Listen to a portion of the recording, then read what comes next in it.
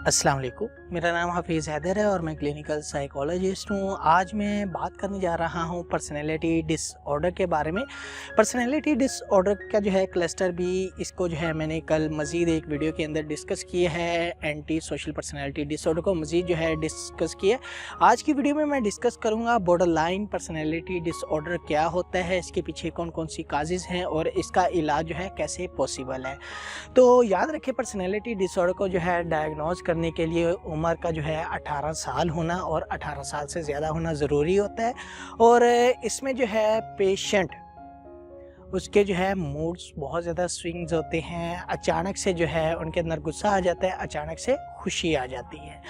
तो इसमें जो है बॉर्डरलाइन पर्सनैलिटी डिसऑर्डर के अंदर जो है दो ऐसी मेजर सिम्टम्स हैं जिनको जो है आइडेंटिफाई करना बहुत ज़रूरी होता है। एक तो ये कि इमोशनल इंस्टेबिलिटी होती है कि वो अपने इमोशन को सही तरह एक्सप्रेस आउट नहीं कर पाते। अगर वो जो है गुस्से में हैं तो वो फ़ौरन से जो है इम्पल्सिव होकर कोई गलत डिसीज़न ले लेते हैं, या फिर जो है अगर वो खुशी के तासुरात हैं तो वो अपनी खुशी को सही तरह एक्सप्रेस आउट नहीं कर पाते। वो जो है ऐसे अनएथिकल वेज में जो है अपनी खुशी को ढूंढते हैं कि वो जो है कभी भी उनसे सेटिस्फाई नहीं हो पाते। तो पर्सनैलिटी डिसऑर्डर को डायग्नोज करने के लिए सबसे पहले नंबर पर आता है इमोशनल इंस्टेबिलिटी। इसमें ये होता है कि इमोशंस के ऊपर वो काबू नहीं कर पाते, फ़ौरन से जो है अग्रेसिव हो जाते हैं, फ़ौरन से इम्पल्सिव हो जाते हैं, फ़ौरन से जो है वो वायलेंट हो जाते हैं, फ़ौरन से जो है वो इर्रिस्पॉन्सिबल पर्सन बन जाते हैं, जो एक पल में जो है अपनी माँ बाप की बात मानने के लिए बहुत मीठा होता है और दूसरे पल ही वो जो है इवंस के अपनी माँ बाप को ये धमकियाँ दे रहा होता है, अगर आपने मेरी ये डिमांड पूरी ना की तो मैंने मर जाना है, मैंने सुसाइड कर लेनी है। ऐसे जो लोग हैं किसी को भी नुकसान पहुंचा सकते हैं और इवन के खुद को भी जो है नुकसान पहुंचा सकते हैं, क्योंकि ऐसे लोगों के अंदर जो है पैरासोसाइडियल थिंकिंग्स होती हैं।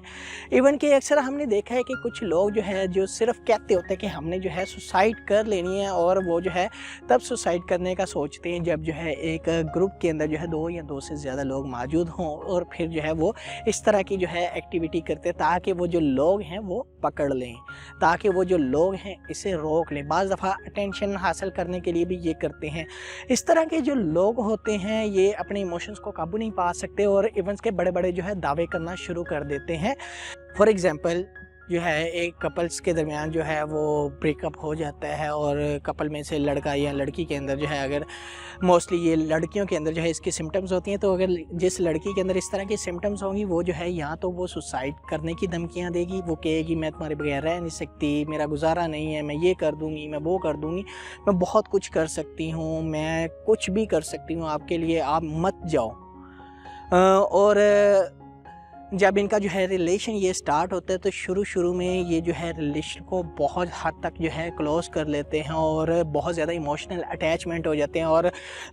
जो लड़की जो है जिस लड़के के साथ अटैच होती है और जिसके अंदर इस तरह की सिम्टम्स हो, वो उस लड़के को जो है इतना कि जो है वो सर पे सवार कर लेती है, उसकी हर डिमांड पूरी करने के लिए कुछ भी कर सकती है। और जो है कुछ ही पलों में अगर वो जो है कोई उससे लड़के से जो है छोटी सी गलती हो जाए तो फिर जो है वही लड़का उसके लिए जो पहले बहुत ही अच्छा और लायक और बहुत हद तक जो है उसे अजीज़ होता है, वही लड़का उसके लिए चीटर लगना शुरू हो जाता है। और वो जो है बहुत ज़्यादा जो है कॉन्शियस होते हैं अपने जो है रिलेशंस को लेकर। अक्सर जो है इस तरह के पर्सनैलिटी डिसऑर्डर के अंदर जो है रिलेशन वो कंटिन्यू नहीं अपनी कर पाते। जो इस तरह के जो लोग होते हैं जिनके अंदर जो है पर्सनैलिटी ट्रेट होता है वो जो है अपने किसी भी रिलेशन को मेंटेन नहीं कर पाते। इस तरह के जो लोगों से जो है फैमिली भी बहुत ज़्यादा फेड अप हुई होती है, क्योंकि फैमिली को खुद समझ नहीं आ रही होती कि अभी तो इसकी जो सिचुएशन थी, अभी तो इस पल में वो बहुत ज़्यादा खुश था और अभी अचानक से इसके अंदर ये तब्दीली आ गई है। तो फैमिली वाले जो है इनसे बहुत ज़्यादा परेशान होते हैं। इवन के ऐसा होता है कि ये जो लोग होते हैं छोटी सी डिमांड पूरी ना होने के ऊपर जो है अपनी बॉडी के ऊपर जो है डिफरेंट कट्स लगा लेते हैं, और इवन के बाज़ दफ़ा तो बहुत सीवियरिटी के ऊपर जो है कट्स लगा लेते हैं कि उन्हें जो है हॉस्पिटलाइजेशन होना पड़ता है, हॉस्पिटल के अंदर जाकर इलाज करवाने की ज़रूरत पड़ती है और हॉस्पिटल में दाखिल होना पड़ता है इलाज की गर्ज से। ऐसे जो लोग हैं जिनके अंदर इस तरह की करैक्टरिस्टिक्स हैं, इस तरह का पर्सनैलिटी ट्रेट है, अगर उन लोगों के अंदर जो है 4 या 4 से ज़्यादा ऐसे सिम्टम्स मौजूद हों और उनकी उम्र जो है 18 साल से ज़्यादा हो, तो उनको जो है पर्सनैलिटी डिसऑर्डर की कैटेगरी बी के अंदर जो है डायग्नोज करते हैं, और स्पेशली जो है बॉर्डरलाइन पर्सनैलिटी डिसऑर्डर के अंदर।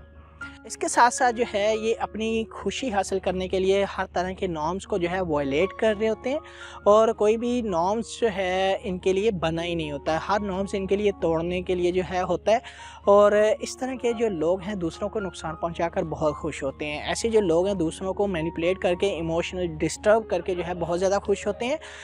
अगर मैं बात करूँ काजिज़ की, तो काजिज़ में सबसे पहले नंबर पर आ सकता है कि मॉम डैड के अंदर जो है इस तरह की जो है करैक्टरिस्टिक्स थी, लेकिन जो है वो करैक्टरिस्टिक जो है अब इसके अंदर भी जीन्स के ज़रिए जो है कन्वर्ट हो गई है, या फिर जो है इन्वायरमेंट से इन्होंने लर्न की होती है, या ऐसे बच्चे जिन्होंने जो है छोटे होते हैं, जिन्होंने बहुत मुश्किल हालात से अपनी ज़िंदगी गुजारी होती है, जिनको बहुत ज़्यादा टॉर्चर किया जाता है या किसी के साथ जो है फ़िज़िकल जो है हार्म्स किया जाता है या फिज़िकली नुकसान पहुंचाया जाता है, उन्हें जो है इस तरह के जो है हालात से गुजरना पड़ता है। अगर मैं बात करूं इसके ट्रीटमेंट की, तो ट्रीटमेंट में जो है इसके साइकेट्रिस्ट के साथ साथ जो है साइकोलॉजिस्ट को भी जो है कंसर्न करना बहुत ज़रूरी होता है,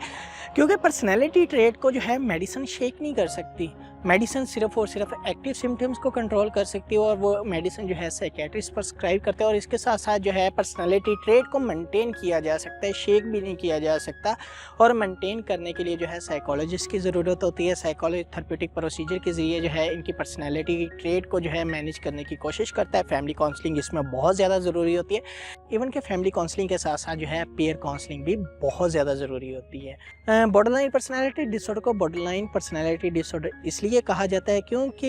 एक तरफ जो है इनकी न्यूरोटिक सिम्टम्स होती हैं, दूसरी तरफ साइकोटिक सिम्टम्स होती हैं, और पेशेंट जो है एक पैरेलल लाइन के ऊपर चल रहा होता है और मालूम नहीं होता उसे वो कब जो है न्यूरोटिक सिम्टम की तरफ जा रहा है या फिर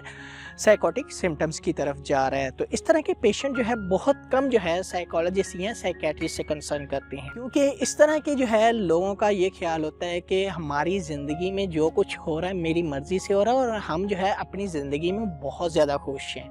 ये किसी से मिलना नहीं चाहते और बहुत जो है अवॉइड करते हैं किसी से कंसल्टेशन लेने के लिए। तो इसी वजह से जो है ये किसी साइकेट्रिस्ट या साइकोलॉजिस्ट से मिलना पसंद नहीं करते, क्योंकि इन लोगों में जो है एक ऐसी सिम्टम्स होती है जिसे हम कह सकते हैं कि ईगोसेंट्रिक। इसमें ये होता है कि पेशेंट की अपनी मर्जी होती है, अपनी दुनिया होती है, वो जो चाहे वो कर सकता है, वो अपनी ही दुनिया का बादशाह होता है, और वो जो चाहे वो जो कर सकता है, जो उसने करना होता है वो कर लेता है। और दूसरी सिम्टम होती है एलोपैथी, क्योंकि ऐसे लोग जिनमें जो है बॉर्डरलाइन पर्सनैलिटी डिसऑर्डर के जो है ट्रेट्स होते हैं, तो इनका ये ख्याल होता है दूसरे लोगों को बदलना चाहिए, मुझे बदलना नहीं चाहिए, क्योंकि मैं बहुत अच्छा हूँ, मैं हमेशा दूसरों की भलाई करता हूँ, मेरे साथ कोई प्यार नहीं करता, मैं हमेशा दूसरों के साथ प्यार करने की कोशिश करता हूँ, तो मुझे बदलने की ज़रूरत नहीं है, दूसरे लोगों को बदलने की ज़रूरत है। तो आई होप सो कि आप लोगों को मालूम हो गया होगा कि बॉर्डरलाइन पर्सनैलिटी डिसऑर्डर क्या है, इसकी कौन सी सिम्टम्स हैं, इसके पीछे कौन कौन सी काजेज़ हो सकती हैं, और इसका ट्रीटमेंट जो है कैसे पॉसिबल है। तो अगर आप लोगों का कोई भी किसी भी किस्म का क्वेश्चन हो, आप मुझे डायरेक्टली व्हाट्सएप कर सकते हैं या नीचे मुझे कमेंट बॉक्स में कमेंट कर सकते हैं। तो इंशाल्लाह मिलते हैं एक नई वीडियो के साथ। अपना बहुत सारा ख्याल रखिएगा। ओके, अल्लाह हाफिज़, अल्लाह निगहबान।